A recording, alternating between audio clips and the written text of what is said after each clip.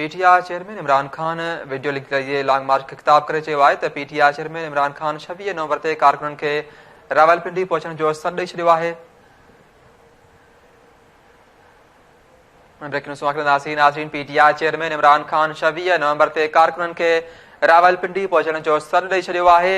अवां सभिनी खे 26 नवंबर ते रावलपिंडी पहुचणो आहे। पीटीआई चेयरमैन इमरान खान जो वीडियो लिंक ज़रिए ख़िताब कंदे अहिड़ो चवणु आहे। नाज़रीन, पीटीआई चेयरमैन इमरान खान 26 नवंबर ते कारकुननि खे रावलपिंडी पहुचण जो सॾु ॾेई छॾियो आहे। पीटीआई चेयरमैन इमरान खान चयो आहे त अवां सभिनी खे 26 नवंबर ते रावलपिंडी पहुचणो आहे।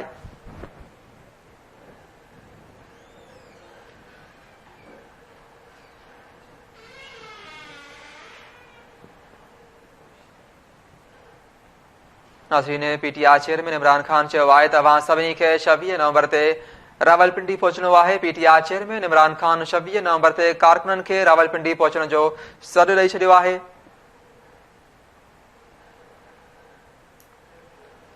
नाज़रीन, पीटीआई चेयरमैन इमरान खान 26 नवंबर ते कारकुननि खे रावलपिंडी पहुचण जो सॾु ॾेई छॾियो आहे, जॾहिं त पीटीआई चेयरमैन इमरान खान चयो आहे त अवां सभिनी खे 26 नवंबर ते रावलपिंडी पहुचणो आहे।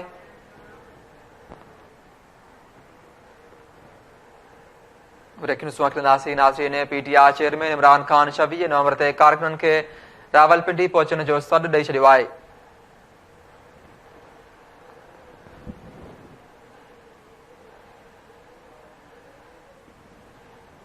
पीटीआई चेयरमैन इमरान खान चयो आहे त अवां सभिनी खे 26 नवंबर ते रावलपिंडी पहुचणो आहे।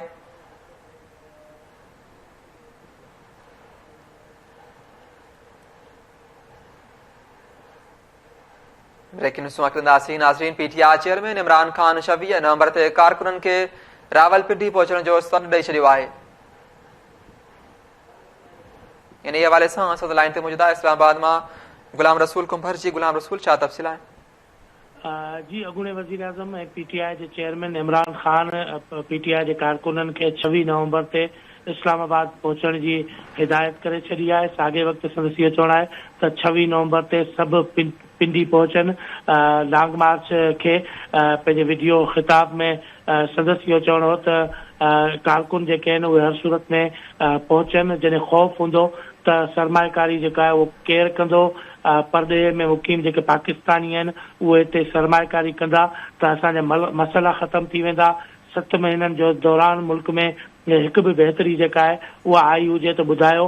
साॻे वक़्तु इमरान खान पंहिंजे ख़िताब में चयो त अंदर मां जेका मदद मिलण खां बग़ैर बैरूनी साज़िश जेका आहे उहा कीअं कामयाबु थी सघे थी। असीं हिकिड़ो ख़ुदमुख़्तियार मुल्क आहियूं ऐं पंहिंजा फ़ैसिला जेके आहिनि आज़ादु नमूने सां करणु चाहियूं था। इमरान खान जो चवणु हो त हिन वक़्तु जेका सूरत हाल आहे उन सूरत हाल में कारकुननि ते फ़र्ज़ु आयद थिए थो त मुल्क में हक़ीक़ी आज़ादी जे लाइ ॿाहिरि निकिरनि ऐं 26 तारीख़ ते जेका काल ॾिनी वई आहे उन ते सभु कारकुन पीटीआई जा जेके आहिनि उहे सॼे मुल्क मां पिंडी पहुचनि। साॻे वक़्तु इमरान खान जो चवणु हो त आऊं पंहिंजे ज़ाती मफ़ाद लाइ न पर क़ौम जी हक़ीक़ी आज़ादी लाइ ॿाहिरि निकितो आहियां। मूं ते कातिलानो हमलो कयो वियो ऐं मूंखे ख़बर हुई त मूं ते कातिलानो हमलो कयो वेंदो। मूं ते हमलो कंदड़ जेके आहिनि अॼु बि पंहिंजी जायुनि ते मौजूदु आहिनि, पर आऊं कंहिं बि सूरत में ख़ौफ़ज़दा कोन थींदुसि। आवाम जे लाइ निकितो आहियां ऐं आवाम जी जेका हक़ीक़ी आज़ादी आहे उन जे लाइ आख़िरी दम ताईं विढ़ंदो रहंदुसि। अहिड़ी रीति इमरान खान तरफ़ां पंहिंजे कारकुननि खे पीटीआई जे हमदर्दनि खे चयो वियो आहे त लॉन्ग मार्च जे हवाले सां 26 तारीख़ ते हू रावलपिंडी पहुचनि, इस्लामाबाद पहुचनि ऐं जेका लॉन्ग मार्च आहिनि उन में शरीक थियनि। जी ठीकु आहे, वॾी महिरबानी गुलाम रसूल कुंभर तफ़सील ॾियण जे लाइ।